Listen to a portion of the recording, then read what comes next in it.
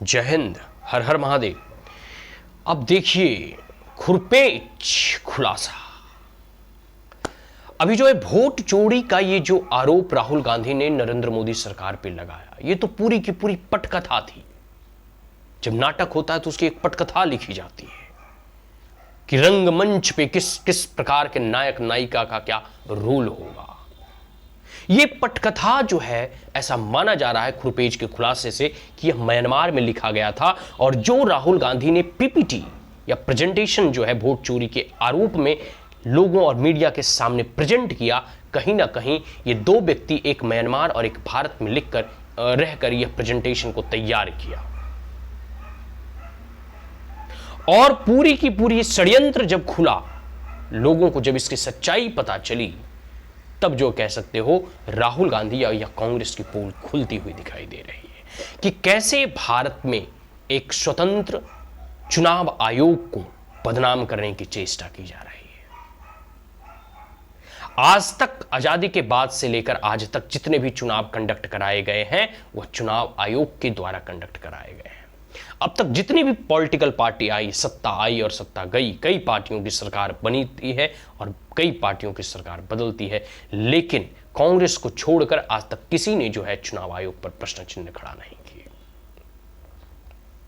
और वो भी कांग्रेस के ना इंदिरा गांधी ने किया, ना नेहरू ने किया। और मतलब नेहरू इतने दिनों तक शासन में रहे, लेकिन चुनाव आयोग के ऊपर कभी प्रश्न चिन्ह खड़ा नहीं किया। विगत 10 सालों तक मनमोहन जी की भी सरकार रही, वह भी कांग्रेस और यूपीए समर्थित सरकार, ये कांग्रेस की ही सरकार थी। लेकिन क्योंकि अब वह 2 बार हार चुके हैं, उन्हें सत्ता के जो है कि कुर्सी से उन्हें जनता ने उखाड़ फेंका है, तो वो चुनाव आयोग के ऊपर झूठे आरोप मढ़ रहे हैं। और यह आरोप एक टूल किट गैंग का हिस्सा है, जो म्यांमार और भारत में कुछ ऐसे एंटी इंडिया कॉन्स्पिरेटर्स जो है, षड्यंत्रकारी हैं, वह भारत की स्थिर सरकार को डिस्टेबलाइज करने का प्रयास कर रही है और ऐसे षड्यंत्र का एक ट्रैप जाल जो है फेंक रहे हैं। और इस जाल के नौका विहार करते हुए दिखाई दे रहे हैं leader of opposition Rahul Gandhi. लेकिन यह खुरपेज के खुलासे, जब यह खुलासे हुए, तब यह दूध का दूध और पानी का पानी होता हुआ दिखाई दे रहा है। कुछ और भी चीजें हैं, जैसे आपको पता होगा कि एक बार जो है यूनाइटेड स्टेट ऑफ अमेरिका में राहुल गांधी ने जो है एक मीडिया कॉन्फ्रेंस में और एक यूनिवर्सिटी में एक लेक्चर के दौरान उन्होंने कहा था कि भारत में लोकतंत्र की हत्या हो रही है और यूरोपियन यूनियन और अमेरिका देख रहा है।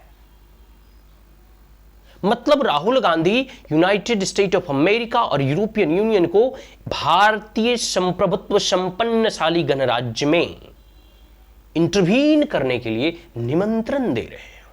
वाह! मतलब एक लोकतांत्रिक देश दूसरी चुनी हुई लोकतांत्रिक व्यवस्थाओं से छेड़छाड़ करने के लिए आमंत्रण दे रहा है। बतलाइए, मतलब आप समझ सकते हैं कि राहुल गांधी का एजेंडा क्या है। और इतना ही नहीं, आगे राहुल गांधी कहते हैं कि राहुल गांधी जो है मतलब उनका सपना पूरा करने में सहायता दे। तो वो सपना क्या है, वो स्वप्न क्या है, वो ड्रीम क्या है राहुल गांधी की? वो ड्रीम तो यही है, प्रधानमंत्री बनना। तो मतलब राहुल गांधी अपने भूते नहीं, जनता के बदौलत नहीं, बल्कि अमेरिका और यूनाइटेड स्टेट ऑफ जो है अमेरिका और यूरोपियन यूनियन के सहयोग से देश का, भारत देश का प्रधानमंत्री बनने की लालसा देख रहे हैं। ये ऑक्सफोर्ड जो है या फिर कोई यूनिवर्सिटी अमेरिका का, वहां पे दिए गए उनके वक्तव्य का एक अंश था। इसके आगे देखिए, अभी हमने ये जो वोट चोरी का आरोप जो ये लगाए प्रधानमंत्री या चुनाव आयोग के ऊपर, और यही वोट चोरी का वेरिफिकेशन जब बिहार में हो रहा है, तो यहां पर इसका विरोध कर रहे हैं वोटर बचाओ अधिकार यात्रा। मतलब अद्भुत है बाबू। एक तरफ आप वोट चोरी का आरोप लगा रहे हैं, दूसरी तरफ आप फर्जी वोटर को बचाने का प्रयास कर रहे हैं। मतलब इनका एजेंडा क्या है, ये कहना क्या चाहते हैं? चलिए आगे देखिए। कुछ टूल किट गैंग भारत में भी कामयाब हुए, इसके बारे में आप लोगों को पता होगा। जैसे शाहीन बाग का ये आंदोलन था, सब चीज आप लोग जानते होंगे। आगे है किसान आंदोलन के बारे में भी आपने सुना हुआ कि कई दिनों तक जो है दिल्ली की सड़कों को जाम करके रखा गया। आगे ईवीएम हैकिंग की भी कई आरोप लगाए जा चुके हैं। लेकिन वहीं वहीं ईवीएम हैकिंग का आरोप लगता है जहां कांग्रेस हारती है। कर्नाटक में जीतने के बाद ईवीएम हैकिंग के आरोप नहीं लगते। चलिए आगे बढ़ते हैं। और ये रिसेंटली अभी जो है वोट चोरी के आरोप लगे हैं। ये सब सारे आरोप, सारे टूलकिट गैंग, सारी जो है इस प्रकार की जो है षड्यंत्र और कॉन्स्पिरेसी जो भारत के अगेंस्ट और नरेंद्र मोदी के अगेंस्ट जो रचे जा रहे हैं, यह पटकथा लिखने वाला कोई ना कोई जॉर्ज सोरस या उसके जैसा लोग जो है विदेश में बैठकर लिख रहे हैं। और उसी टूलकिट गैंग का हिस्सा कुछ भारत के नेता भी हैं जो उसी हथकंडे और एज ए वेपन्स के तौर पे उसे यूज करके भारत में पॉलिटिकल इनस्टेबिलिटी क्रिएट करना चाहते हैं, अनार्की क्रिएट करना चाहते हैं। और वो चाहते हैं कि ये के प्राकीर्ण हम यहां से सत्ता और जो है कुर्सी को हथिया लें।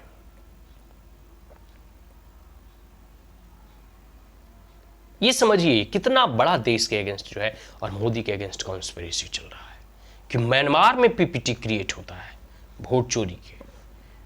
कौन बैठकर बना रहा है म्यांमार में इस प्रकार के टूलकिट। चलिए आगे बढ़ते हैं। इससे देखिए आगे कि पूरा का पूरा ये खुरपेज का जो खुलासा हुआ, ये सब आप लोग जो है ऑलरेडी पढ़ते होंगे, जानते होंगे।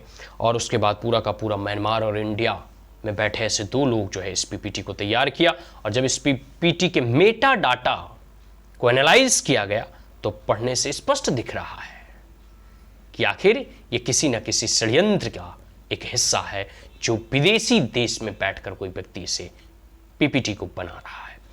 आगे जैसे देखो, एक और प्रसंग मैं आपको दिखाता हूं। जब राहुल गांधी इस पीपीटी या डाटा को या प्रेजेंटेशन को प्रोजेक्टर पे प्रेजेंट कर रहे थे, उस दौरान जब लाइनें और बिजली कटी तो राहुल गांधी बिना डाटा के एक लाइन भी नहीं बोलते हुए दिख रहे हैं। क्योंकि अगर आप जो है कुछ अगर डाटा अपने से प्रिपेयर करते हो, अपने से एनालाइज करते हो, तो बहुत सारी चीज़ें आपको पता होता है ऑलरेडी, क्योंकि उसको एक दो बार आप रिवाइज कर चुके होते हो, उसको विश्लेषण कर चुके, तो कुछ ना कुछ तो आपको डाटा फैक्ट आपको याद हो ही जाते हैं विश्लेषण करते करते करते करते। लेकिन राहुल गांधी उस जब भी लाइन करता था पीपीटी में, तो एक भी शब्द अपनी तरफ से वो बोलते हुए दिखाई नहीं दे रहे थे। इससे यह स्पष्ट झलकता है कि यह इनके द्वारा नहीं प्रिपेयर किया गया है और बाहर से किसी देश के द्वारा म्यांमार के माध्यम से इन्हें भेजा जा रहा है।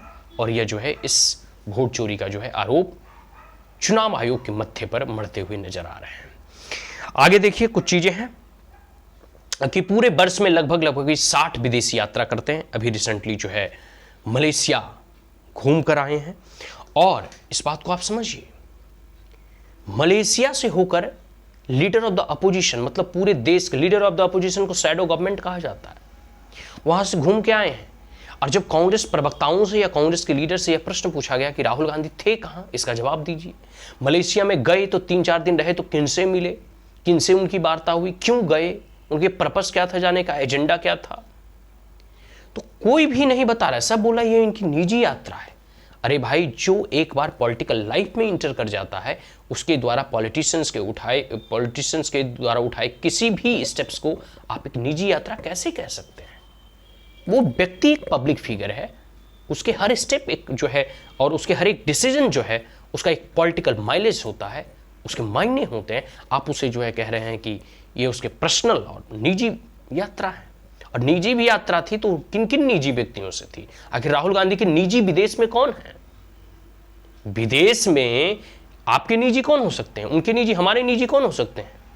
अगर कोई परिवार या सदस्य वहां रहता हो तो बतलाएं कि आखिर उनका निजी व्यक्ति वहां कौन है और निजी यात्रा क्या होता है, इसको एक्सप्लेन करे जो है कांग्रेस पार्टी।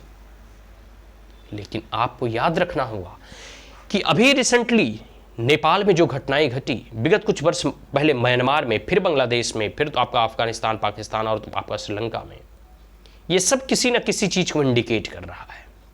ये पूरे डॉट और पैटर्न को पकड़ने का प्रयास कीजिए।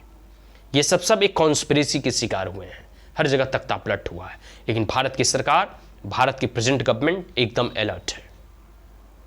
Point number 1। दूसरा कि राहुल गांधी यह बात नहीं भूले कि भारत की आबादी 140 और 45 करोड़ है। तीसरा, यहां जितना प्रधानमंत्री नरेंद्र मोदी के द्वारा लोगों को लाभ पहुंचाया गया है, यहां इनके जितने लाभार्थी हैं कि वो आपके इस टूलकिट गैंग के हिस्से कभी नहीं बनेंगे। चौथा कि जो भी मंसूबे हैं, जो भी राहुल गांधी की जो ड्रीम है कि हमारे ड्रीम को, हमारे सपनों को पूरा करने में जो है यूरोपियन यूनियन या अमेरिका सहायता करेगा, तो याद रखना कि दूसरों के कंधों पर रखकर बंदूक नहीं छोड़ा जाता और उससे कुछ विजय भी हासिल नहीं होती। अपनी भुजाओं में ताकत होनी चाहिए। जनता अगर कांग्रेस पार्टी को नकार रही है, राहुल गांधी को नकार रही है, तो कहीं ना कहीं इसमें कमियां कांग्रेस और राहुल गांधी में है।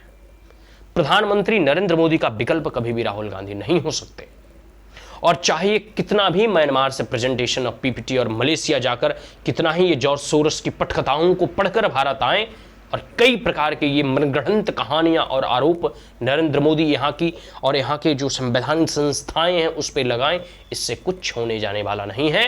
भारत की जनता तटस्थ है, सभी चीज़ों का मूल्यांकन करना जानती है। यह 21वीं सदी का भारत है, यह युवाओं का देश है। वो सब चीज़ को अच्छे से विश्लेषण करके तब प्रधानमंत्री को तीसरी बार प्रधानमंत्री बनाए हैं। और आने वाले समय में 2029 ही नहीं, 2034 तक प्रधानमंत्री नरेंद्र मोदी बने रहेंगे। जय हिंद, हर हर महादेव।